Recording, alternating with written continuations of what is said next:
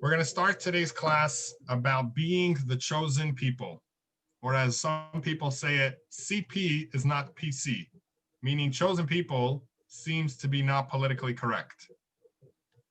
Let's start with reading the overview. Sheila, if you'd like to read this great paragraph on the overview. Since ancient times, the Jewish people have found themselves on the minds of even the most progressive and powerful nations.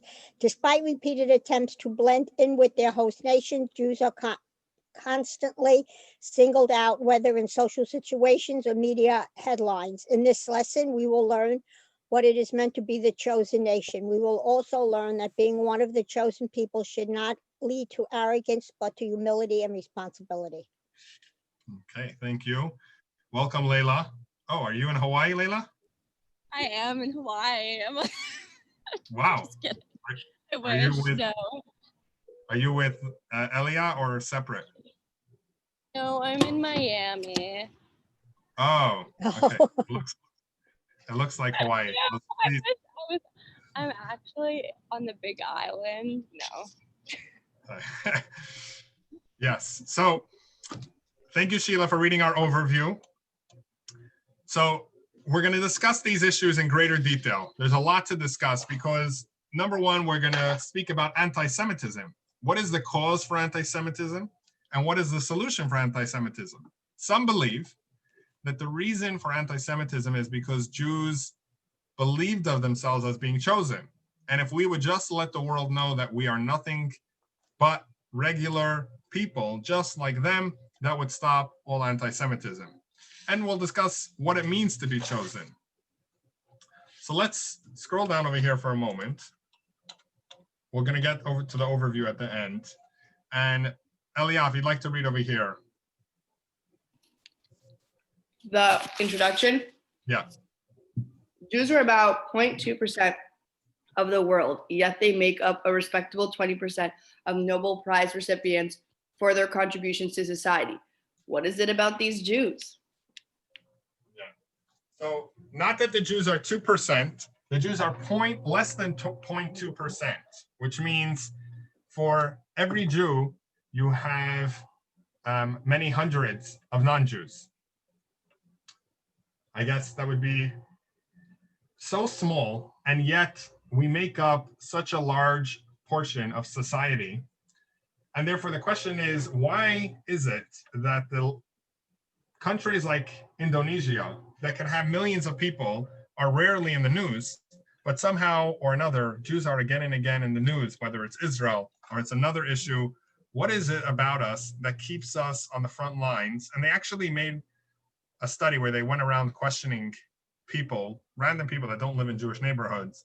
And they said, how many Jews do you think there are in the world? And people were saying, I don't know, 1 billion, 2 billion. Or they asked people, how many Jewish countries are there? And this was actually shocking because they did it at a university. Maybe you have seen it. And people said, well, 30 Jewish countries, 20, 15, 50. People are assuming, just because of the amount of noise that we make, that there's so many Jews. But yet Jews are definitely a small nation. So let's start with the opening sources, always from our Torah. What is it that God has to tell us about the Jews, their numbers, and their mission? So Layla, if you'd like to read, or we just lost you there from Miami. Sheila, if you'd like to read here, the A. Jews are called the chosen people. We are chosen from among all nations to be God's people. Some are uncomfortable with this title, but we should see it as a responsibility without any illicit connotations. Right. Without elitist. Illicit, sorry. I read it right, wrong. we should look at ourselves like as elitist. Right, elitist. and like an elite person. Right. We're going to explain exactly what it is that we should look at ourselves by being chosen. So let's read the verses, the sources that tell us that we're actually chosen. So Eliab, you'd like to read Deuteronomy chapter 7, verse 6 through 8. Okay. You are a nation consecrated unto God your Lord. God your Lord chose to be his special people among all the nations on the face of the earth. It was not because you had greater numbers than all the other nations that God embraced you and chose you. You are among the smallest of all nations. It was because of God's love for you and because he was keeping the oath that he made to your fathers. Very good. So number one here, God says he chose us from amongst all the nations. And read the next one, Elia, from Exodus, the second book of the Bible. Now, if you obey me and keep my covenant, you shall be my special treasure among all the nations, even though all the world is mine, and you shall be for a kingdom of priests and a holy nation, for the entire world is mine. Very good. So God says here that if you obey my commandments, meaning if you agree to accept the commandments that I give you, you will become for me a treasured, a special nation, a nation that will be a nation of priests, meaning of a greater caliber than all the other nations, a holy nation. And we have one last one. And Sheila, if you'd like to read this. Blessed are you, our God, King of the universe, who chose us from all nations and elevated us from all languages and sanctified us in his commandments. Very good. So these are three sources which we brought from many, where it discusses about the Jewish people being chosen from amongst all the nations. And the question is, which we'll pull it up, you see it over here, but we'll pull it up on our slides. The question is, are you comfortable with being chosen? Elia, what's your answer? Without getting into well, we're going to discuss what it means to be chosen, but are you comfortable with the fact of saying I was chosen? You could be honest. I mean, honestly, it's kind of weird, but like, I don't know. It's like, it sounds kind of wrong, but it doesn't make me like specifically like uncomfortable. Or comfortable. I don't know. It's just kind of weird, but like, sure. Like, why not? Mm-hmm. Okay. Sheila, what's your thoughts? Are you comfortable with being chosen? Yes, because I believe that it's true. The Jews are the chosen people. Right. Okay, that's good. Because actually they say most Jews are the ones that are uncomfortable with the concept of being chosen. It's the non-Jews that are okay with it. It's the Jews that feel so guilty, because they say the definition of a Jew is that when he doesn't feel guilty, he blames himself for not feeling guilty. Oh. We always feel that it's our problem. As they say a joke of a Frenchman, Englishman, German, and a Jew are traveling in the desert. And the Frenchman says, I'm so thirsty, I must have wine. The German says, I'm so thirsty, I must have beer. The Englishman says, I'm so thirsty, I must have tea. The Jew says, I'm so thirsty, I must have diabetes. We always tend to take a situation and blame us that we're the issue. We're the problem because we're always feeling guilty that we could be doing better. So here comes the next question. Elia, if you'd like to read these questions and tell us your thoughts on it. Chosen for what? Are we superior? Wait, do I say my answer after each question? Or no, after all three. Yeah, read all three and then give us your thoughts. Okay. Chosen for what? Are we a superior nation? Are we supposed to rule the world? I don't think like we're supposed to rule the world, but I think that like just because Judaism was the first like Abrahamic religion and it was kind of like the basis for everything else, I guess that's kind of what like I relate being chosen to, because it's like the start of everything and we're like the original people, but like I don't really know, like I don't think we're superior. Yeah. Okay. So you're basically saying we just happen to be born into the royal family, but other than that, there's nothing special about us. It's fine if that's your answer. I just want to know. Well, I think it's a very special religion, Judaism, because I mean, I could go on about it, but like Judaism to me is like really, really cool, everything about it. And it's like obviously the foundation for Christianity and Islam. But so I think there is something special about Jews, but I don't think we're superior to anybody. Right. Okay. And a lot of people would say if we are a special nation or more cherished by God, say the words Holocaust, say the words pogroms, Spanish Inquisition, destruction of temples, Israel, Intifada, suicide bombers, all these things make you doubt, if we're really that chosen, if we're really that amazing, then what is it that makes us chosen? Where do you see that we're chosen? We're the nation that is struggling, even though we're in existence of 3,000 years, and there's many nations which define themselves as Christian or Muslim, The Jews are the only ones struggling to still find a home for themselves. We're the only ones that are being debated if we could have a home or we can't have a home. And you ask yourself, what exactly is chosen about us if we can't even get ourselves a home? We can't even get recognition. We're a nation that keeps being annihilated again and again from the beginning of our history, from Jacob and Abraham really being thrown into the furnace and Jacob trying to be killed by his father-in-law.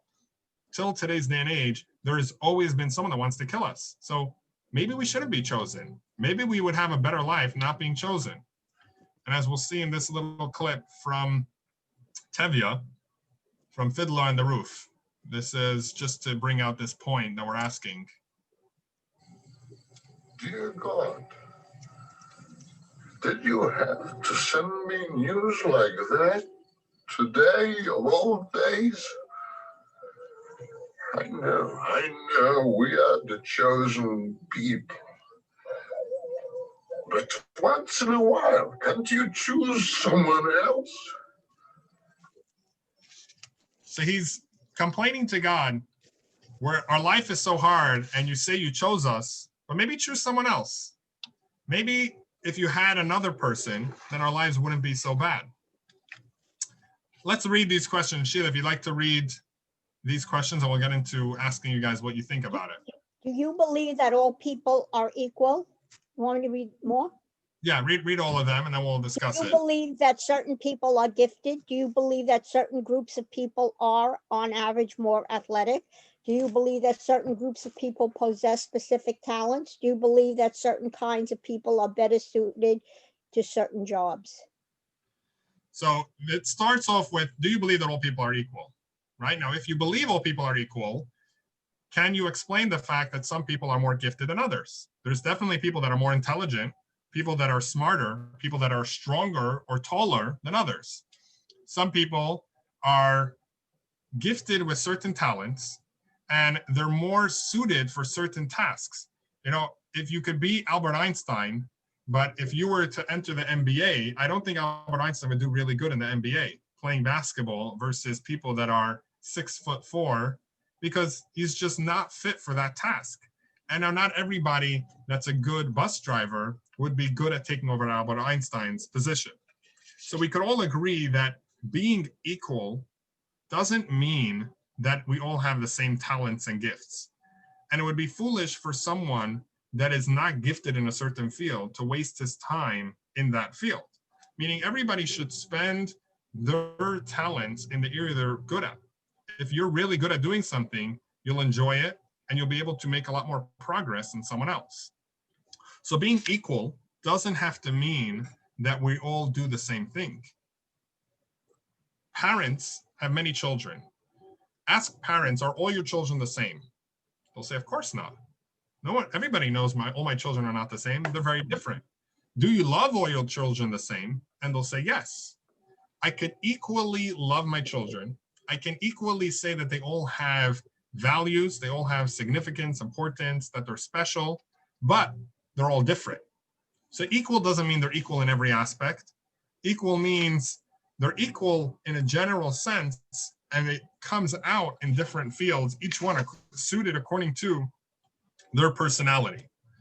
So Jews have a problem sometimes with saying we're the chosen people because it feels a little bit like bigotry, feels a little bit like racism.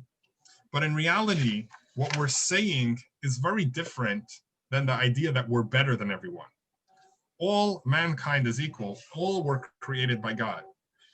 But if you think of it as someone that was appointed to serve in the military, look at it as the US military. Any US citizen is allowed to join the military. It's optional. You're not forced to. But if you believe so much in your country and you say, I want to join my country. Welcome back, Layla. Hi, I'm so. Yeah, no worries, no worries. My computer died and like. Okay, no worries. So when it comes to serving your country, is everyone in the US a US citizen? Yes, we're all equally citizens of the US. If someone is the president or someone is the general of the military or a commander in the Navy, They're not any more of a citizen than I am. But yet, some people can choose to devote their life, devote their time, their energy, their entire existence, and put their life on the line for the purpose of fighting for the goals or protecting the liberties that America affords them.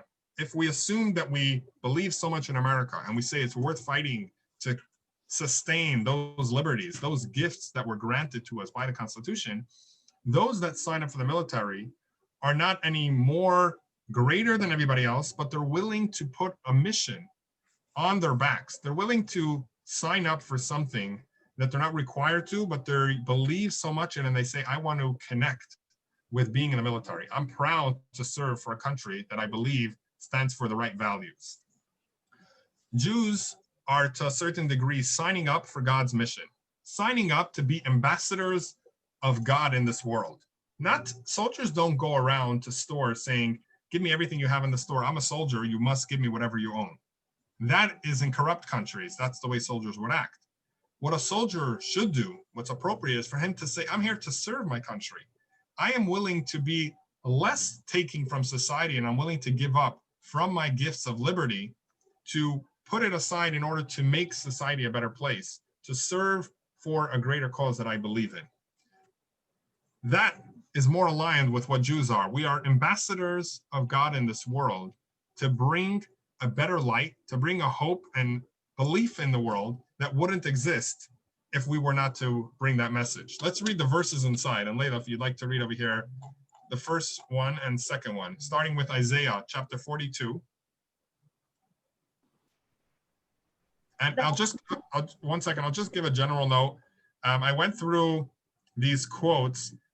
They're not 100% accurate, the words in Hebrew to English, meaning sometimes the Hebrew has more words than the English, and they just didn't translate the full sentence. And sometimes the English is translating additional words that are not in the Hebrew over here, but in the original text. So just in case, just to put it out there as a disclaimer, in case you went later on, there's more sometimes words in the Hebrew that are not in English, more sometimes words in English that are not in the Hebrew, but it's not changing the meaning.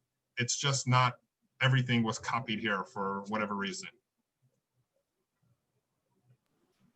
Thus said God the Lord, who created the heavens and stretched them out, who spread out the earth and what it brings forth, who gave breath to the people upon it and life to those who walk thereon. I, the Lord, in my grace, have summoned you, and I have grasped you by the hand. I created you and appointed you a covenant people, a light of nations, to open eyes deprived of light, rescue prisoners from confinement, from the dungeon, those who sit in darkness. I am the Lord, that is my name. I will not yield my glory to another. Should I read the next? Yeah, so just to point out, the point we're trying to get from here is appointed you a covenant people, a light of nations. If you want to sum up, what is it that the Jews were chosen for? God appointed us a light upon the nations, meaning a beacon of light to bring morality, to bring a conscience, to bring godliness into this world. Okay, continue with the next paragraph. And thus you shall also be a light to the nations, as it says, and nations shall walk in your light. And the light is the Torah that will come out of Zion for them. Because of Israel, the nations will keep the 7 mitzvot, and they will do good. So our job is to teach them God's wisdom, to teach them what God wants them to do. And Sheila, if you'd like to read this paragraph over here, from Genesis. For I have singled him out, that he may instruct his children and his posterity to keep the way of the Lord by doing what is just and right, in order that the Lord may bring about for Abraham what he has promised him. So God over here is discussing why does he love Abraham? And he says, because he will teach his children and his posterity, which we're going to discuss here. Who does that refer to? I'm sorry, it's not in this one. We're going to have it later. That's referring to everyone that follows in what Abraham is teaching for generations to come, is all part of Abraham's family, Abraham's descendants, Abraham's family of learning following in his ways. So why does God love Abraham? Not because Abraham is special and he should collect taxes from everyone and live a luxurious life, but Abraham was special and chosen by God because he taught God's wisdom to mankind. And let's read Isaiah. Elia, if you'd like to read over here from Isaiah chapter 2. These are the words that Isaiah, son of Amoz, prophesied regarding Judah and Jerusalem. And it will be in the end of the day that the mountain of God will be secure and the head of all mountains. Secure and the head of all mountains and raised above all hills, and all nations will stream toward it. And many nations will go and say, let us go and ascend to the mountain of God, to the house of the God of Jacob, and we will be instructed in earth. Sorry, I literally have no idea why I'm having such a hard time reading this. And will be instructed in his ways, and we will walk in his path. For from Zion shall come forth the law and the word of God from Jerusalem. Yeah, no worries. By the way, if I could recommend, I don't know if that's the issue, but sometimes take it slowly when you're reading something to understand it versus trying to read through it the quickest you could read English, because this way you can actually pause in order to comprehend each line. It's completely fine. Like, people aren't judging your reading skills now. People are judging the comprehension. So it's completely fine to read a paragraph slowly, pause if you didn't understand it in order to appreciate what the text is saying, versus if we're so focused on just trying to finish the sentence, we could read a whole paragraph and we don't even know what we just read. So over here, what we're trying to say is that at the end of days, everybody will go to Jerusalem to learn God's ways, to learn God's path. So we see that our goal is ultimately, when Mashiach will come, when Messiah will come, will all the nations will want to hear, what is it that God wants to teach? What is it that's God's message for mankind? And our job now is to prepare the world for that case, prepare the world for that time. And let's pull up our next slide where we'll see that point. Jews were not, or let me ask, Layla, if you'd like to read this instead of me reading it. Jews were not chosen to rule the world. Jews were chosen to serve the world, to be a light unto the nations. Exactly. So at no point does a person have to feel uncomfortable with the fact that he was chosen. A soldier never feels uncomfortable because he signed up for this and he's serving the people. A soldier that's not serving the people thinks of himself as, I'm in a uniform and therefore I can take whatever I want. He's desecrating the name of the US military. He will be fired from his position because that's not what you were here for. You're here to serve the world, and a Jew is here to make what we call in Hebrew Kiddush Hashem, which is sanctifying God's name. The Talmud discusses that the greatest thing one can do is to sanctify God's name, which means if a Jew is in a place and people know he's Jewish and he acts more moral, in a better way, more honest than everybody else, that is the greatest thing he can do, because it makes everybody say, wow, look at that Jew. He's acting honestly. He's doing the right thing. I want to do what he's doing. I want my children to be like him. I want to grow up with such values, such morals, such strong inner conviction of what I'm doing, knowing that it's right, not being ashamed. I want to be like that. That's what we're here for, to bring an example of someone that leads a moral life. But if a Jew does the opposite, it says there's no greater sin than desecrating God's name. If a guy comes in and dressed all religious, and then he tells everybody he believes in God, and then he robs the place, or he lies and he cheats and blindly does wrong things and sins, it's not just a person did something wrong.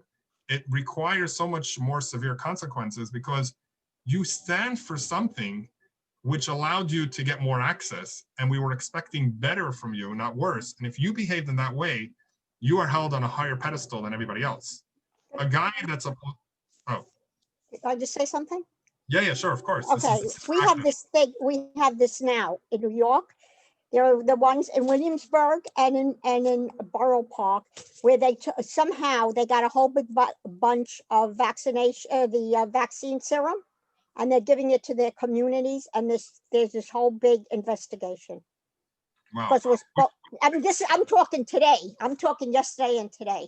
Yeah, And you know that they're from Williamsburg and Borough Park. You could see them.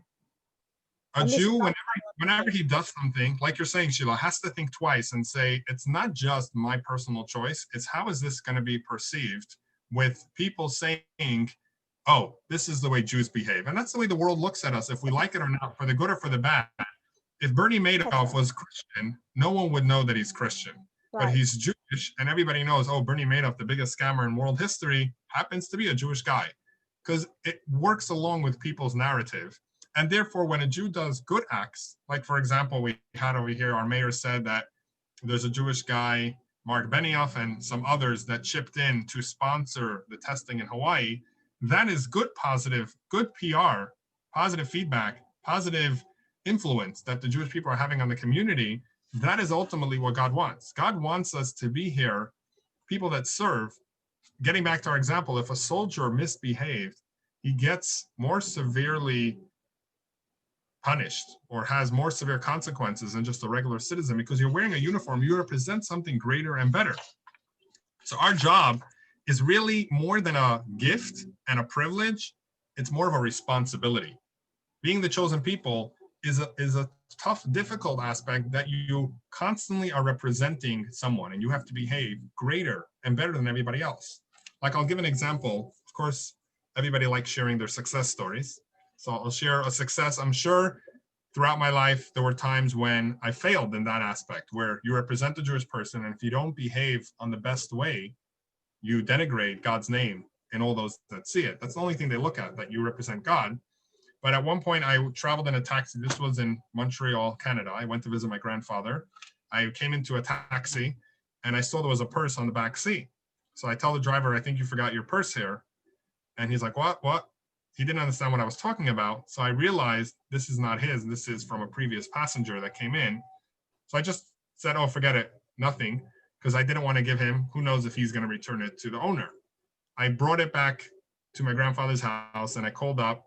I was looking for phone numbers in the thing. Eventually, I found the phone number in the purse where it had their private information. I called up, and this woman basically mostly spoke French, because Quebec, the main language is French, and I didn't really speak French, but with her broken English, I was able to tell her that I found her purse. And she was so hysterical and so like anxious about getting it. She said, you can't believe everything in my life is in the purse. I don't even have tickets to come on the bus and come pick it up from you. I'm stuck without anything. And really, she had her ID and her wallet with her credit cards, and everything else was in there. There was cash in there. So I said, okay, no problem. Don't worry. Don't stress out about it. I will come and drive it over to your place. Give me your address. She lived close by to my grandfather's home. So I on my own dime, traveled to her house because she was so hysterical about it. I brought it to her. And as soon as I gave it to her, she opened up quickly the wallet to see if the money was still in there. And she saw that, she counted all the money in front of me, and she saw that it was all there. She was so shocked, and she took some of the money and gave it to me. She said, this is for you, a gift for returning it. I said, no, it's fine. I'm happy to do, it's a mitzvah for us to return a lost item. I don't know how much she understood of what I said, but I said, it's okay. I don't want to take anything. I'm doing the right thing of returning it. And I left. Now, doing such a thing changes the person's perspective on what they look at as Jews. They say, wow, Jews are the honest people. They're the ones that we can trust.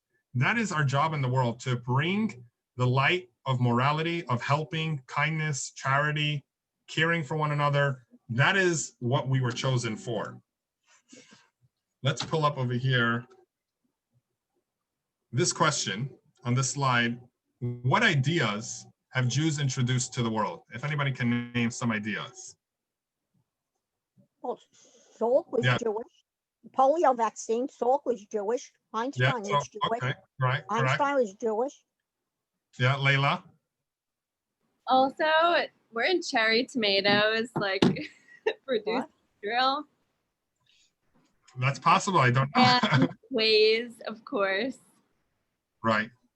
Okay, that's good. The camera that goes into right. Medical camera. I forget what it's called. Right. Yes. I remember that as well, where they can put it through someone's throat. Correct. The soda stream. Yeah, correct. So you guys are coming up with inventions. Can you think of ideas that better society in morals, in ways of life? Yeah, either one of you, just speak up. Well, also monotheism, was that a Jewish Right. invention? Yes, correct. Abraham was the first Jew. So I'll give you a few examples. One is equality under the law. Equality under the law means that those that make the laws are not above the law. It used to be in society that a judge or a police officer or a king, a minister doesn't have to keep the laws. The laws are for the simple people. They can be above it. Judaism is the first one to bring in a set of laws that Moses had to keep the same exact laws. The giver of the laws had to keep the same laws just as the simple person. Everybody is equal under the law. Sanctity of life and dignity of every person. These are Jewish ideas. Back in the day, people were killing those that they did not like if they were disformed or if they were slaves or from a different ethnicity, a different identity. They were killed for no reason because there was no sanctity of life. Judaism came and said you cannot destroy another person not to serve your God, which Hawaiian culture has of killing people to serve their God, not to further your thirst for blood and having entertainment. We all know of the gladiators, the Romans were just killing people because they found it pleasurable.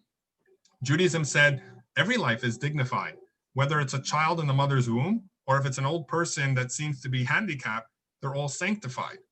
Social responsibility, charity, the fact that we should invite guests over. These are Jewish concepts that Abraham introduced at his time, bringing in guests to the home, not destroying items that can be used, bal tashchit, not to cut down a tree that's still bearing fruit, not to waste items and throw it into a grave of someone that already passed away. Environmental responsibility, where we have to care for the greater good of mankind to make sure that it's going to last for later on. Morality, believing in not killing, not committing murder, even if it's just for the sake of war. Back in the day, there was no United Nations condemning someone that was attacking another army for the sake of getting more money. It was completely fine. That's what everybody did. Napoleon, some of the greatest people, which is funny how we look at Napoleon as some great warrior. Napoleon was a bloodthirsty murderer in the sense that he was just killing people because he wanted more money and more land. And so too, going back in generations from the beginning of times till Judaism introduced the idea of peace, wanting to have peace where you don't kill people for the sake of just trying to get more weapons or more attention or more money or more power, but trying to live in the world with peace, having gratitude, praying to God, celebrating Shabbat, having a day of rest where not just it's given to people, to owners, but servants are given that right to have a day of rest. Animals even, we're given have you ever heard of another religion that has rights for animals? Judaism has about 50 laws related to animals, what you could do with animals. These are ideas of respecting elders, having respect for parents, or respecting all creations, not gossiping about someone, not coveting, not being jealous. The ideas of commanding someone what could be in their heart. These are ideas that Judaism has brought to the world, part of us being a light unto the nations. This is a clip, a little bit of, on the humorous side, trying to imagine what the world would be like if we didn't have the Torah. Crowds are going wild. In just a moment, we'll begin the final round of the 2078 annual Gladiator Bowl. Calling on all employers to build bunk beds in their open spaces so workers never have to take a day off again. Three-time Nobel Peace Prize winner states we should do everything in our power to keep the masses illiterate.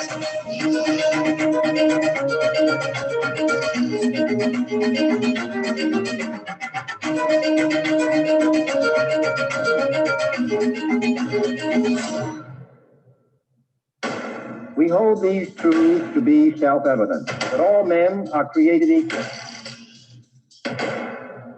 These truths were self-evident to America's founding fathers. They learned them not only from the greatest thinkers of the Enlightenment, but also from the example of Moses. So this sums up, we would have had sports where we're killing one another, We would have had the idea that workers have zero rights. They don't get a day off. They should just work in the office the whole day and be slaves. These are ideas that we think of today as crazy, but back in the day was common sense. Everybody believed that. Why not? Why should they be any different? Let's read over here from Rabbi Shamshon Raphael Hirsch. And Layla, if you'd like to read this one. Humbly strong examples. If, however, in the midst of a world which worships wealth and lust, Israel were to live a tranquil life of righteousness and love, if, while everywhere else in the generation of man is sinking into the depth of sensuality and immorality, Israel's sons and daughters should bloom forth in the splendor of youth, purity, and innocence. What a wonderful instrument for good Israel. Sorry, there's like a helicopter. Yeah, we could hear you. You're good. For good Israel could be. If every Jew would be a mutely eloquent example and teacher of universal righteousness and universal love, if thus the dispersed of Israel were to show themselves everywhere on earth as the glorious priests of God and pure humanity, if only we were or would become that which we should be, if only our lives were a perfect reflection of our law, what a mighty force we would constitute for steering mankind to the final goal of all human education. This would affect mankind more quietly, but much more forcefully and profoundly than ever our tragic record of suffering. Has this been the case over history? The answer is resounding yes. So his point is, what is it that the Jews are supposed to be doing? And of course, we can be doing this a lot better. If every Jew was living the right lifestyle of respecting spouses, educating their children correctly, being honest in business, being charitable, donating time to their community, that would influence the entire world. And people would start saying, this is the great way to live life. These people have happy lives, meaningful, purposeful. I want to do the same. So that is ultimately our mission in this world, which is why we're so few in number. Our job is not to change the masses in the sense of they have to join us like other religions. Our job is to be the few ambassadors. Not everybody in the country is ambassadors. Ambassadors are few and far between, but their job is to bring the proper influence to the country where they're at. Let's see this next clip.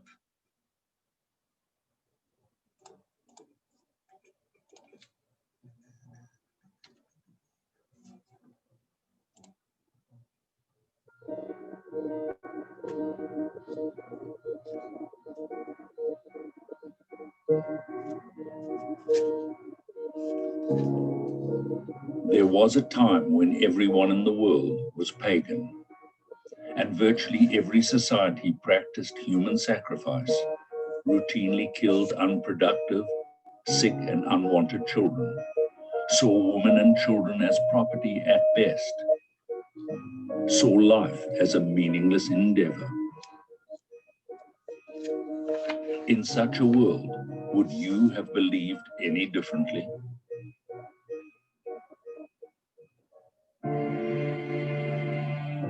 Remarkably, in this world of darkness, there was one man who came to a different conclusion.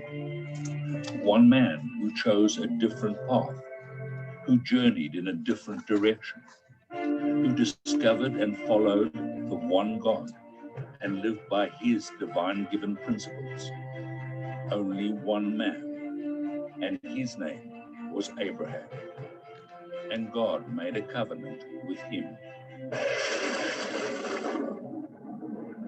Quote, Thomas Cahill, The Gifts of the Jews. If we had lived in the second millennium BCE, the millennium of Abraham, and could have canvassed all the nations of the earth, what would they have said of Abraham's journey? In most of Africa and Europe, they would have laughed at Abraham's madness and pointed to the heavens where the life of earth had been plotted from all eternity, where man cannot escape his fate. The Egyptians would have shaken their heads in disbelief. The early Greeks might have told Abraham the story of Prometheus. Do not overreach, they would advise. Come to resignation. In India, you would be told that time is black, irrational, and merciless.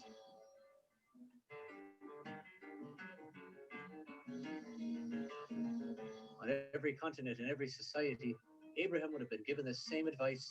Wise men as diverse as Heraclitus, Lao Tzu, and Siddhartha would one day give their followers. Do not journey, but sit.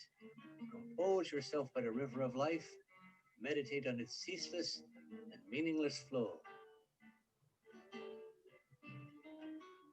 Abraham was one man who charted a radically different course, and from this one man evolved a people unlike any other.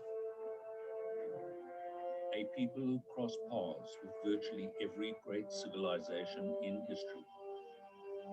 A people whose history is unlike any other. A people whose impact on humanity is unprecedented. A people who are known to the world as simply the Jews. Quote, Paul Johnson, author, A History of the Jews and a History of Christianity. It is almost beyond our capacity to imagine how the world would have fared if they, the Jews, had never emerged. Certainly the world without the Jews would have been a radically different place. Humanity might have eventually stumbled upon all the Jewish insights, but we cannot be sure. To them we owe the idea of equality before the law, sanctity of life, dignity of the human person, social responsibility, peace as an idea, and many other items which constitute the basic furniture of the human mind. Without it, the world might have been a much emptier place. Quote, John Adams, the second president of the United States. The Hebrews, the Jews, have contributed more to civilized man than any other nation. They have given religion to 3/4 of the globe and have influenced the affairs of mankind more and more happily than any other nation, ancient or modern. Quote, Woodrow Wilson, the 28th President of the United States.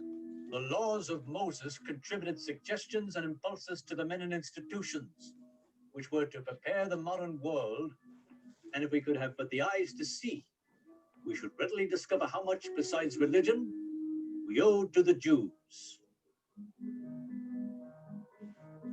One remarkable fact is that since Alfred Nobel first created his prize, over 1/5 of all the Nobel Prizes have been awarded to Jews.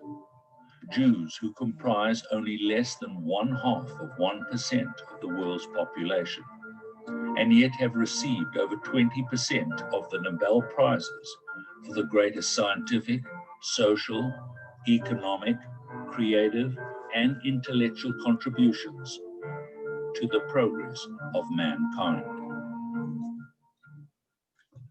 But it is not only in their pursuit of human excellence that Jews have contributed more to the world relative to their numbers than any other people throughout history. It's their passion for meaning, purpose, morality in life, and their respect for human dignity that Jews have always been, for good and for bad, at the forefront of change.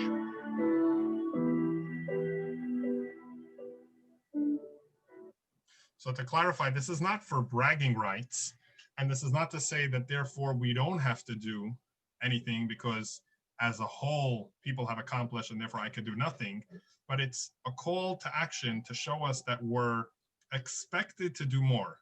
And like we see in this video, Jews have been on the forefronts of change in society. Not every time, of course, were they correct.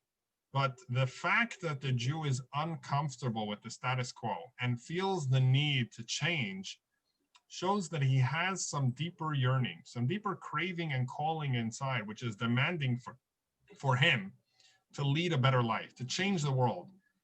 Not every time do they have the correct solution. But what's driving him to start communism, to start like Karl Marx or any other aspect where Jews were involved with the change? It's because we are expected and we have this craving inside to do better, to make the world a perfect place. We'll read over here. Sheila, if you'd like to read B out of the box. Since our nation was formed, we have been stubbornly challenging the status quo. It's in our genes, and the reason Jews have historically been behind revolutions in science, politics, technology, and elsewhere. Yeah. So we've always been involved with changes because ultimately we have a godly mission, a godly light inside of us. And like we have in this next slide, which we'll pull up over here on the screen, what gifts, talents, or skills do we possess that make us specifically suitable for the job? What is it that makes us different that therefore we should be the ones making change in society? So looking back at our source sheet, let's again look in the Torah. And what does the Torah tell us? Number one, the first two sources are telling us that we're different than everybody else. Layla, if you'd like to read the first two from Genesis and then the Medrash on that verse. And there came one who had escaped and told Abram the Hebrew, for he lived in the plain of Mamre. Yeah. Ha'ivri. Oh, sorry.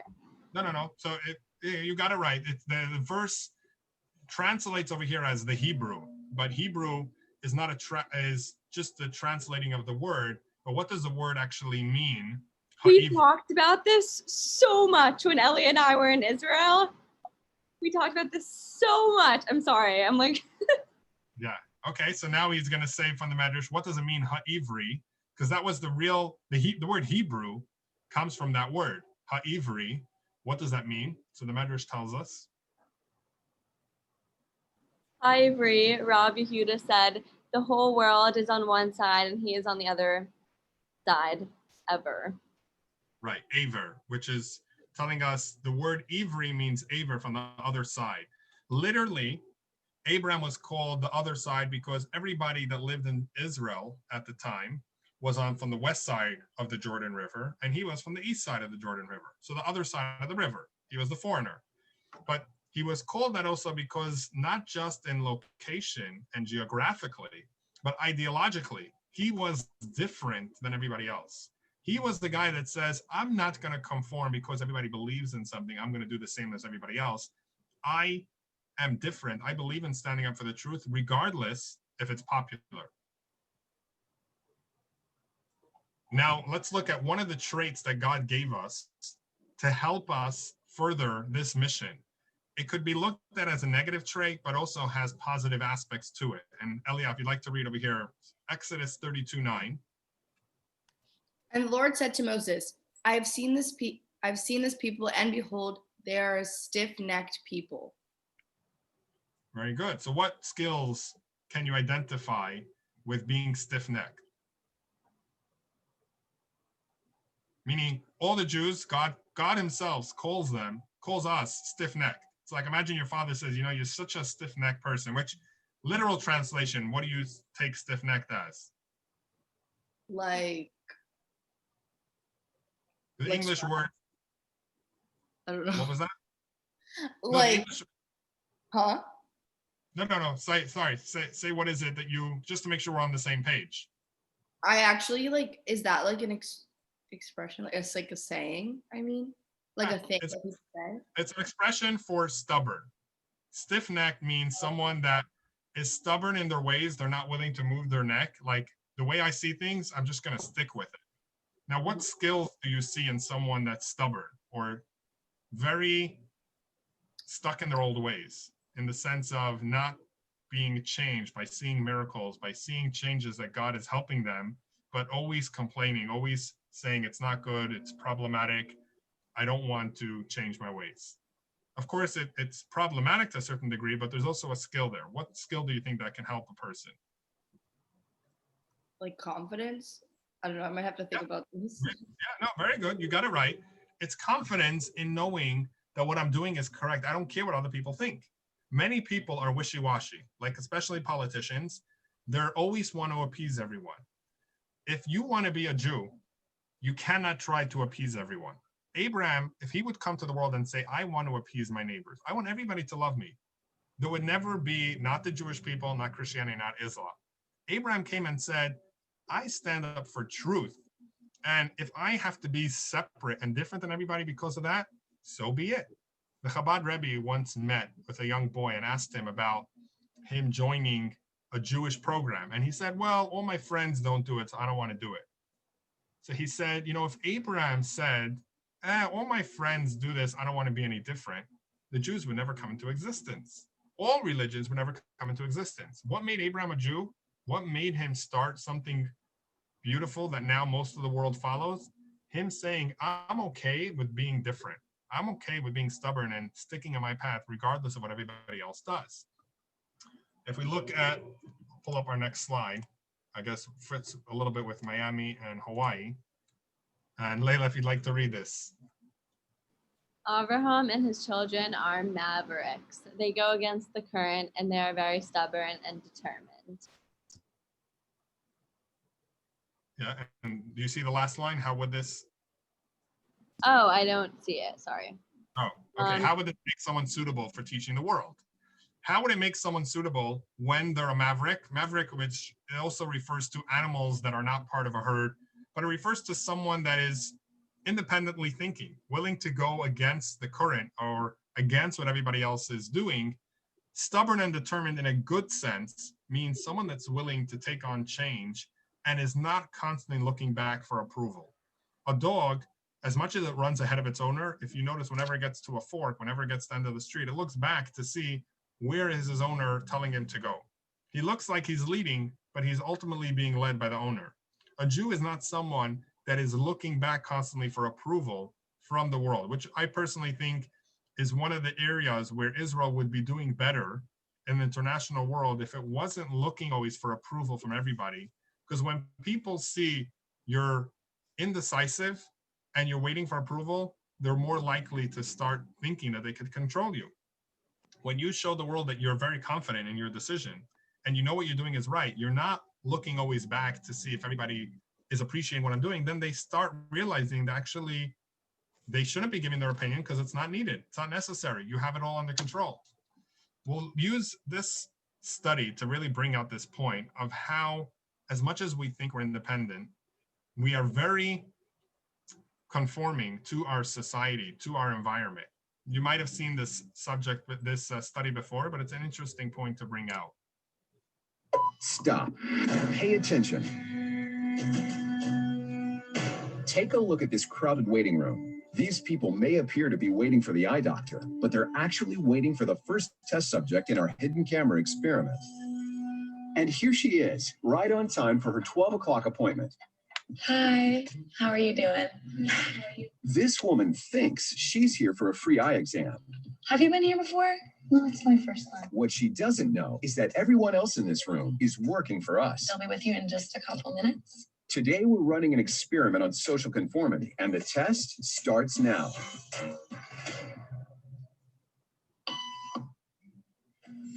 Did you hear that? These people sure did.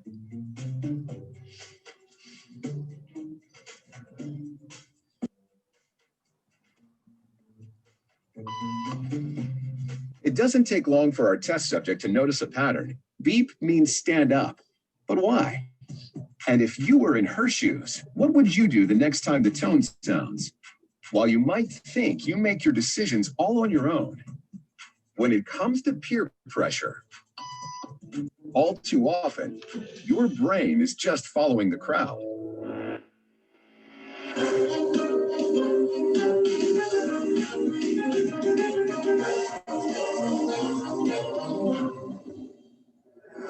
It's all around you, every day.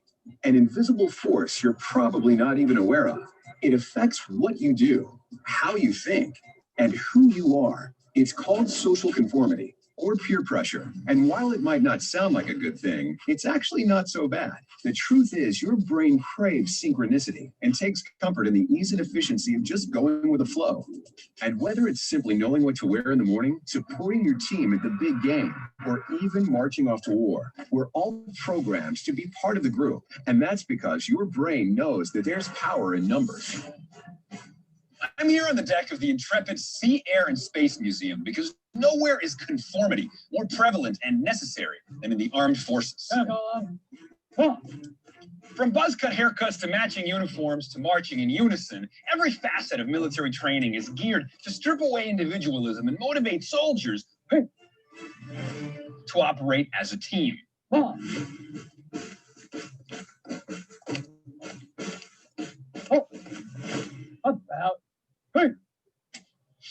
Whether you're marching in formation like my friends here, or putting on a suit and tie to go to work, it pays to fit in with the crowd. But just how far will your brain go to be part of the team? To answer that question, we set up a hidden camera experiment to see if this woman would stand up at the sound of this tone, simply because everyone else is. You might be thinking you'd never go along with this, or would you?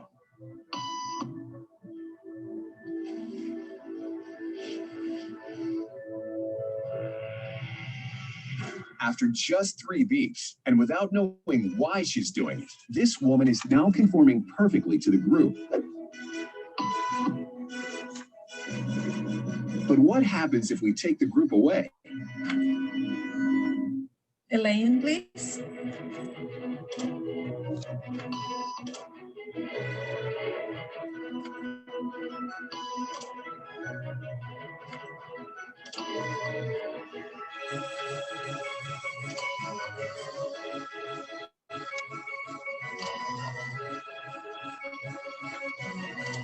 Okay, now she's alone. The crowd is gone and nobody is watching her except our hidden cameras. What do you think she'll do?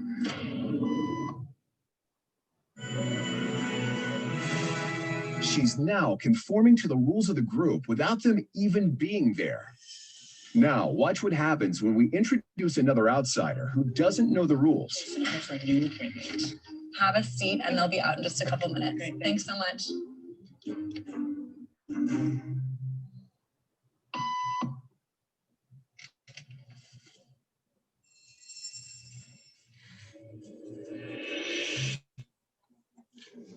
So study goes on, but it shows us how much people are willing to follow what everybody else is doing.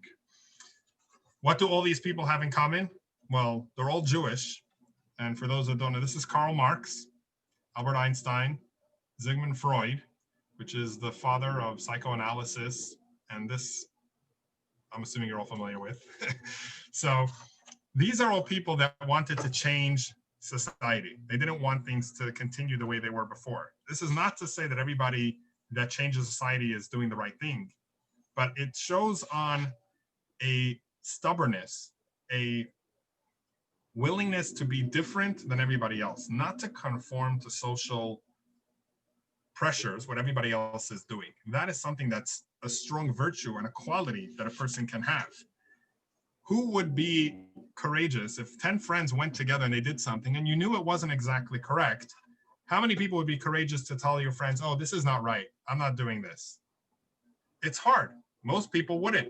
And we might think we would, but at the time we say, well, everybody was doing it, so I just went along with them.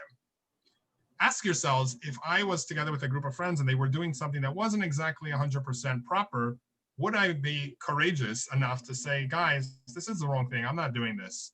And be the light onto the nations. Be the one that stands up to stick up for justice, stick up for doing the correct thing. Let's read our source inside. This is from the Maharal. He discusses this character trait. And Elia, if you'd like to read. You are a stiff-necked people. Our Creator testified that we are a stubborn nation. This is not derogatory. Rather, it is a quality that is a result of our being closer to and more passionate about intellect than matter. For matter can be easily molded and changed, but form and intellect do not lend themselves to be changed easily. Therefore, the Jews cling to their attributes and do not easily accept, rebuke, Oh, accept rebuke. Does that say rebuke? Okay. Yeah, yeah. We don't easily accept someone rebuking us, telling us what we did wrong. Okay, got it. Yeah. The Talmud furthermore states that the Jews are the most audacious of nations. Talmud, because they are devoted to form and not to matter, and hence do not easily change. Right. So you have to be bold. You have to be willing to do something different.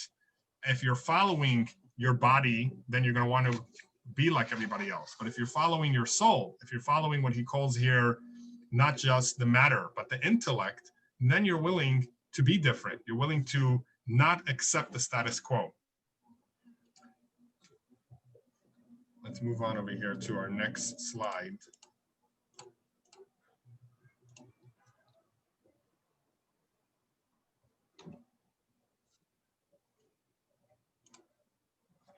TorahCafe.com.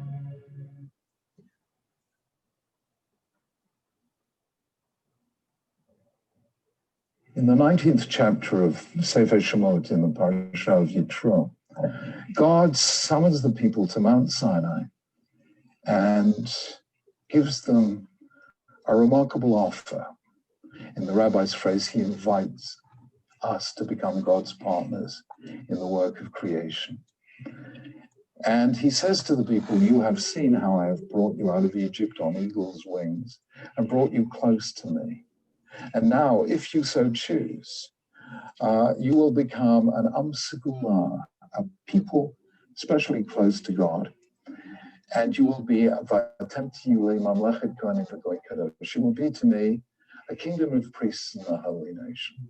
In other words, God asked us to be his ambassadors down here on earth, which is probably the most challenging vocation anyone has ever been given. It doesn't mean that we're better than anyone else. It doesn't mean that we're worse than anyone else. It means that the task to which we have been summoned is just different. Some nations in the history of humanity have given the world the idea of beauty, or of science, or of philosophy, or of music. It has been our task always to be God's witnesses in the world.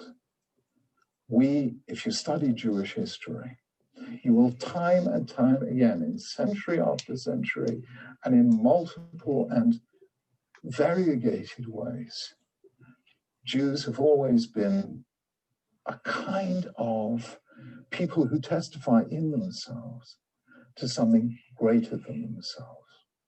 Jews have always done extraordinary things because they were challenged by God to do this very tough task of so acting as to bring humanity to see the universe as God's work and the Bible as God's will.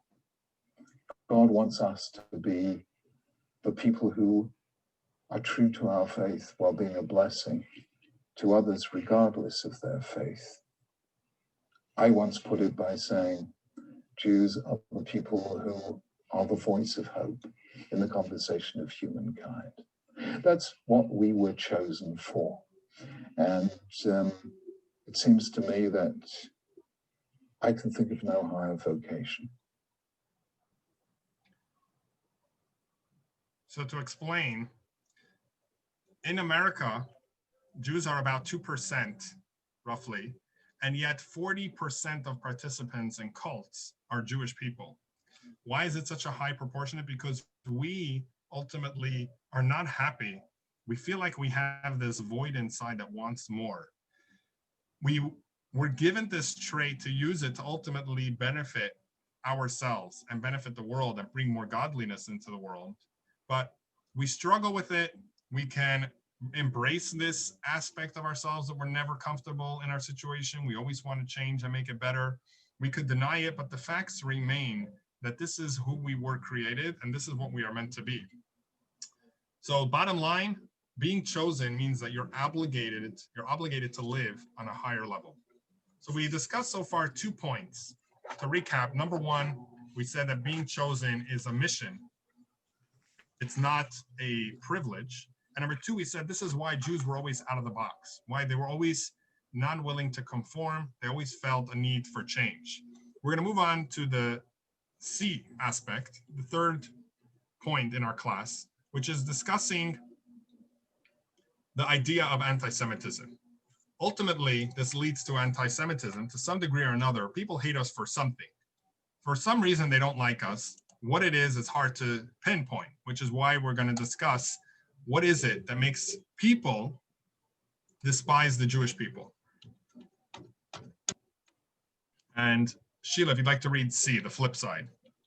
Anti-Semitism is the world's oldest hatred. Hiding who we are doesn't make it go away. But when we respect ourselves and have pride in who we are, others respect us too.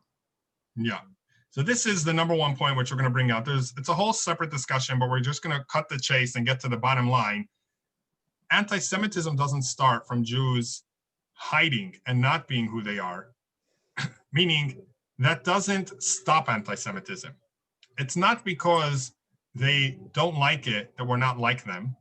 It's that they think we're doing some undercover mission. If Jews would respect themselves and be open and proud of who they are, state explicitly what they're here for, no one would have an issue with it because everybody would love that idea of what we're here to bring. It's when Jews do not respect Judaism and we're uncomfortable with it, when we're embarrassed and we're not stating clearly what it is we're supposed to be doing, that's when people get suspicious of us and they say, I don't understand what you're here for. You must have a hidden agenda, which we're going to give an example in a moment. But let's first read the verse inside where we bring out from the sources that Jew hatred is really God hatred. There's something that they don't like about what God's trying to do. And Layla, if you'd like to read Numbers chapter 10, verse 35. And it came to pass when the ark set forward that Moses said, Rise up, Lord, and let your enemies be scattered, and let them who hate you flee before you. Very good. So that's the verse. And now Rashi, the commentary says, read the next paragraph, Layla. Those who hate you, those who hate Israel. For anyone who hates Israel hates the one who spoke and the world came into being, God. As it says, those who hate you have raised their heads. Who are they? Those who plot deviously against your nation. So this is from the sources that the haters of God are the haters of the Jews because the Jews represent something. And if they don't like what God represents, they don't like what the Jews represent. Instead of taking it from the sources, let's take it from the haters themselves. And we'll have here, Elia, if you'd like to read these paragraphs, which bring out quotes from Hitler as well, one of the most famous Jew haters, as to what he thought about the Jews and why he hated them. To illustrate. To illustrate, we'll do right after that. So just read from after the box. Okay. When someone hates a Jew, he is really hating the God that the Jew represents. Just as what stands between a person and a selfish, deplorable act is its conscience. Is his conscience. What stands in the way of a nation falling into immorality is the Jew. And just as one may hate their conscience and try to get rid of their guilt so it won't disturb him, let us hear what the anti-Semites themselves say. I'm freeing man from the restraints of an intelligence that has taken charge from the dirty and degrading self-mortifications of a chimera called conscience and morality, and form the demands of a freedom and personal independence which only a very few can bear. From Adolf Hitler. Conscience is a Jewish invention, and it is a mutilation like circumcision. There's no such thing as truth, either in the moral or the scientific sense. From Adolf Hitler. However, it is important to note that denying our closeness can only make things worse. I can't see under. Right. So what people are upset about is what we stand for, what bothers them. Just like someone wants to get rid of the one tattletale in the group, they want to get rid of the one person that makes them feel guilty, that brings a godliness into the world. Someone that stands for justice and freedom will never despise the Jews. If you want to have a litmus test on any nation, what are their values? Use this, which has worked always. How do they treat the Jews? A nation that treats the Jews respectfully, you know they're a good nation. A nation that says, we're good people, but we just despise the Jews, sooner or later, they will turn their backs on their own people. The way they treat the Jews will ultimately be the way they're going to treat anyone else that they do not like. It happened in Germany, which the way they treated anyone that they didn't agree with, there weren't only Jews that were killed in the Holocaust. Millions of other people, whether it was French, Russian, or anybody else that they despised, they treated the same because the Jews is who they start with. The Jews are the canary in the coal mine, the ones that get tested on how people will respond, and then it moves on to everyone else. So we are here to stand up for something.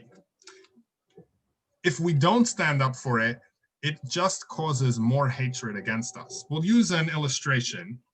If a teacher walks into the classroom dressed like the students, sits down in a student's desk and says, okay, kids, what are we doing now? What's the schedule today?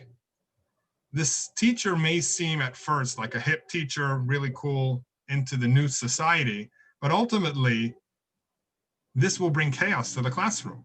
The teacher should demand respect, and the students will be happier with a teacher that teaches them rather than a teacher that waits for them to lead the class. So bringing up our slide to bring up this point, is it fair to suggest that in the name of equality, the teacher should become students? It seems very progressive. It seems like we're moving forward, that everybody should be equal, and maybe there's things that the students can teach the teacher, but ultimately, by becoming a student, the teacher would be defeating the whole purpose of school. You're defeating the whole purpose why the children are coming there in the first place, not only for yourself, but also for the students that you were entrusted to teach. When the teacher comes into the classroom with an engaging lesson prepared and has something to say, something interesting, an exciting subject, prepared it well, a few might be disinterested, but ultimately, looking past the few that are annoyed, the lesson will become something that will guide the rest of the students for the rest of their lives. The majority of the students will be eager to learn and listen and hear more. What happens when the teacher doesn't stand straight and act like a teacher? It generates suspicion. The children are wondering, what is it that the teacher is trying to do? What thing are they trying to catch us? And it makes them despise or rebel against the teacher more than a teacher that demands respect. Trying to be like the students doesn't help you. It actually makes you an enemy to the students. If you do your job straightforward, upfront, let them know what you're here for, fulfill your mission and walk out, the students will ultimately remember you positively rather than the teacher that was so uncertain in what he was doing and therefore tried making friends with all the students and appeasing everyone. And ultimately they feel like you're not a part of us. You're not the same like us. Why don't you do what you're supposed to do? And then we'll appreciate you, instead of trying to integrate and mingle with us, thinking that that's going to be you're not our friend. You're not with us. You're older. You're never going to be a student. Jews will never be non-Jews. The non-Jews respect us when we do our mission. We stand for our rights. We say what we're here to do. We teach our lesson and we get off the stage. When we eke and beke, which means we stutter and we stumble and we're not sure, we're uncomfortable, we don't want to misrepresent, we don't want to disinform people, we don't want people to judge us, that just causes them to despise us even more. Let's see this clip again from Rabbi Jonathan Sachs, the former chief rabbi of the UK, who passed away about 2 months ago. Over the course of my life, I often spoke about things I learned from Judaism about life. But I want to do something different. I want to share some of the things I've learned from life about Judaism. So here goes. Never, ever be embarrassed about being a Jew. Our people has survived so long and contributed so much that you should see being Jewish as an honor and a responsibility. Some people look down on Jews. They always have. In which case, we have to walk tall, so that to see our face, they're forced to look up. Never compromise your principles because of others. Don't compromise on keeping kosher or any other Jewish practice because you happen to find yourself among non-Jews or non-religious Jews. Non-Jews respect Jews who respect Judaism, and they're embarrassed by Jews who are embarrassed by Judaism. Never look down on others. Never think that being Jewish means looking down on Gentiles. It doesn't. Never think that being a religious Jew entitles you to look down on non-religious Jews. It doesn't. The greatest Jew, Moses, was also, according to the Torah, the humblest person on the face of the earth. Humility doesn't mean self-abasement. True humility is the ability to see good in others without worrying about yourself. So powerful lesson. We walk into the classroom as the teachers, and if we do not stand up as teachers, we generate suspicion. The world is God's classroom, and if we say, oh, I'm not chosen, I don't know, I'm just uncertain, I'm as lost as you are, that makes the world say you're being dishonest. You're not telling us the truth. What are you up to? What are you trying to hide? Why are you deceiving us? What's behind the game that we're going to find out? Why do you insult my intelligence, the Gentiles say, by playing dumb? They say, I've read the Bible. I know that you're chosen. Why don't you just admit it and act like it? Do what you're supposed to do. I'm not going to look down upon you by doing what you're supposed to be doing. I'm going to look down upon you when you're embarrassed to do what you're supposed to be doing. This is the flip side of anti-Semitism, where instead of trying to hide more, we have to say, act like you're the real you. Show me that you're really the chosen, or we'll be suspicious and despise you.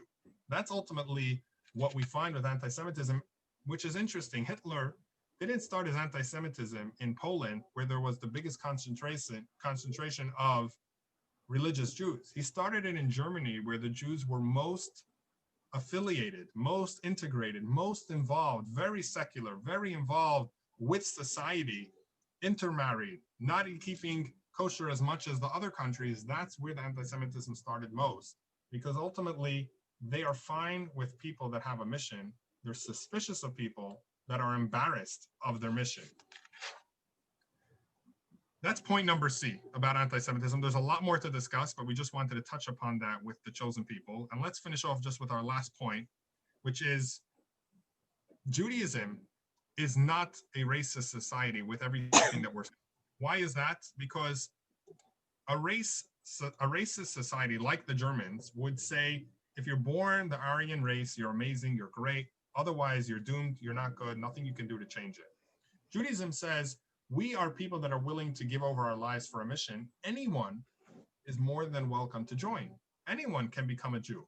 Anyone that is willing to accept upon themselves the missions of what a Jew has to do, please join us. We want to have that assistance of someone that's sincere about devoting themselves for God. So that's point number 4. And Sheila, if you'd like to read the blue paragraph, race. Anyone of any race, nationality, or background can convert to Judaism and is considered as much a child of Abraham as a Jew born of a Jewish mother. So we're not exclusive, we're open to everyone, and therefore we don't hold ourselves as a higher society. We don't have a club that you need to be a part of a certain background to join. The military accepts Blacks, Hispanics, Jews, Russians, any type of nation can join the military because you're serving a country. Anyone can be great, anyone can serve. So too, to be a Jew, anyone can become a Jew. Layla, if you'd like to read over here till the next box. There are Jews of every color and every race that are literally a son of Abraham. This is due to the fact that being Jewish goes by the maternal lineage, regardless of who the father is. But more importantly, any person from any race who chooses to live the life of a Jew and live by the Torah, a convert, who is also a son of Abraham and a part of the chosen nation. Yeah, so here, there's an interesting letter that a convert, which felt a little bit out of place in the Jewish community, wrote to Maimonides, a great sage that lived about 850 years ago. So let's read, we'll read over here the letter in English. And Elia, if you'd like to read this letter of Maimonides. Okay. Regarding the prayers and blessings, you ask whether you are praying by yourself or together with the community. If you should say, our God and the God of our fathers, who has sanctified us with his commandments, who has separated us, who has chosen us, and all similar phrases. Right, because as a convert, he says, I wasn't sanctified by God. He's not the God of my fathers. He didn't separate me. He didn't choose me. I joined the religion. He felt like he should be skipping any of phrases in the prayer that refer to these subjects of being chosen or being part of a religion. So the rabbi answers now. That was the question. The rabbi answers. Okay, go on. Oh, okay. Answer. You should say all these phrases as they are and don't change anything. Rather, as every other Jew recites the prayers and blessings, so should you, whether you are praying alone or as the leader of a communal prayer or as the leader of communal prayers. The main principle here is that Abraham, our father, taught everyone. He educated and enlightened them about the way of truth and the unity of the Holy One, blessed be He. He rejected idolatry and the worship of idols and brought many people under the wings of the divine presence, teaching and enlightening them. Furthermore, he commanded his children and the members of his household to guard the way of God, as the Torah states, "For I have loved him, because he commands his children and his household for him that they keep the way of God. Therefore, anyone who converts until the end of all generations, and anyone who declares the unity of the name of the Holy One, blessed be He, according to that which is written in the Torah, is one of the students of Abraham, our father, and the member of his household. It is he who returned all of them to the patch of goodness, whether just as he brought back his own generation with his speeches and his teachings, so too he brought back all those who would convert in the future through the legacy of his commanded his he commanded his children and his household. Therefore, Abraham, our father, is the father of his righteous descendant who walk in his way, and the father of his students, that is, everyone who converts. Therefore, you may say, our God and the God of our fathers, because Abraham is your father. And you may say that you have an inheritance to our fathers, because the land was given to Abraham. As it states, arise, walk about that land through the lengths and breadth, for to you I will give it. Very good. So he's saying you're just as Jewish as everybody else because you're following the teachings of Abraham. So to take away from this class, before we get to our key points, when you find yourself any day in your life with a group of people, you are a messenger from God to bring God's ideas to those circles in which you find yourself. You were chosen as an ambassador to that social environment, and your job is to bring light precisely to those people in that specific location and at that time. Don't look at yourself as, oh, I'm just one of outnumbered with many Gentiles, and therefore, what am I here to do? I'm just going to follow what everybody else says. You have a mission. You have a job. Let them know that you are the one that stands up for justice. You're the one that stands up for morality, for doing the right thing, for bringing godliness into any environment that you are in. Getting to our key points to summarize our class.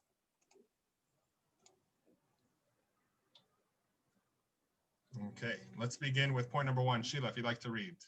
The Torah refers to the Jews as the chosen nation.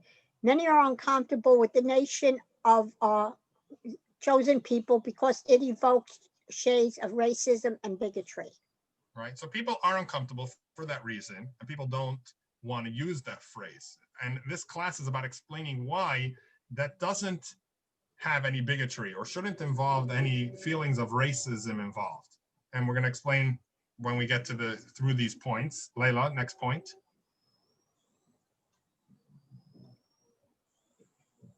Sorry. Jews were not chosen to rule the world. Jews were chosen to serve the world. God chose us to be his teachers in his world. Our very mission is to model upright behavior and good morals, give guidance and instruction for the rest of the world. So, yeah, basically we're like God's messengers, and we're not meant to rule, but we're meant to exemplify like God's goodness in the world and inspire others to do good. Yeah, perfect. And therefore, should that call upon anyone to feel that we're bigots or racists? No, we're not supposed to look down on any other people. Right. It's like a teacher that looks down on his students will never be able to have a positive influence on the students. They're supposed to say, I have something to offer, and I was sent here. I'm being paid in order to do this job. I'm being paid by these students, by their parents, by the school, by the system, in order to teach them. They want to listen what I have to say. Not that I'm better, but I have a mission that I'm supposed to be doing. Or like a soldier, I'm here to serve my country. Okay, Elia, point 3. Being chosen means we have a responsibility to live up to. Okay, so explain anything on that. Kind of like you said earlier, like, I guess since we're the chosen people, and well, also Layla kind of just also explained this, like we're supposed to just be like, we have to like show God's goodness, like Layla said, and like his ideals, and be a good role model and example, and like you said in our friends, like if there's something that they're doing that we don't like, or we don't want to do something, like we have to stand up and we have to be like a good, like, I don't know, we have to be good people because we're chosen. 100%, which it's basically saying it's not a privilege, it's a responsibility. It's not like, therefore, everybody give me money every month because I'm Jewish. Therefore, I have to be a good example. Okay, Sheila, next one, Judaism. Judaism was the first monotheistic religion, and the judicial and legal system of the Torah instituted the foundation on which modern societies operate. So Judaism, number one, we said it brought a better world. We said you guys were giving us examples of inventions that Jewish people made, but more than just inventions, it brought the proper approach to life. The monotheistic religion, which ultimately most people adopted, the fact that you should have a judicial system, that everyone is under the same rules, everyone has freedoms, everyone has rights, the right to have a break, the right to have, even as a slave, certain aspects. Those are ideas which the Torah brought to the world. Okay, Layla, next point. The Jewish soul is not content with the status quo. This explains why we find a disproportionate number of Jews in the world who are searching for the truth and initiating change. So this is kind of like what we were saying with Avram being called Ha'ivri, and how we're on the other side of things. And this is a great thing, but it's also a hard thing, and we find ourselves alone a lot of the time as Jews, and like facing anti-Semitism and not included, but we're on the other side because we're following what God wants. Yep, very good. Okay, Elia, next point. Jews have been the object of the most enduring and universal hatred in history. So pretty self-explanatory. Everywhere the Jews went, people liked to treat them badly or like kick them out. Right. Okay, and Sheila, let's go on to the next point, discussing why people despise the Jews, which we had the quotes from Hitler, and then ultimately we said about standing up. But read the next point, second to last one. Jewish moral values are both the ultimate cause of and solution to anti-Semitism. Just like the students expect teachers to teach, the world expects us to be at the front of the class. Non-Jews respect, I can't see the words, who respect themselves and their religion. Non-Jews respect the Jews who respect Judaism, and they respect themselves. I can't see that. Yeah, it's cut off from it's cut off. I can't see that. So, bottom line, the solution to anti-Semitism is the problem. The problem is that they're looking for us to be open about what we're here to do. They're upset at what our mission is, meaning like Hitler felt that the Jews are bringing a conscience to the world which he despised, but also stopping to do what we're supposed to do makes them suspicious of us. So what we have to do is continue acting the way we should be behaving, and then those that are haters of the truth will ultimately reveal themselves on their own because they'll be so despised with the Jews. Layla, next point. Any person from any race who chooses to live the life of a Jew following the Torah law becomes part of the chosen nation. So anybody who chooses to convert to Judaism is seen as just like any other Jew, fully a Jew. And Judaism doesn't close itself off to certain races or certain genders, etc. Right, exactly. Yeah. Therefore, we're not into racism. Being a chosen people is something that anyone can join to become a part of a teacher or to be a soldier and to serve. Thank you. With that, we conclude the class. It was a pleasure learning with all of you, and we will see you all again next week. Thank you. Have a great time. Thank you. Bye. Thank you. Bye. Bye. Bye.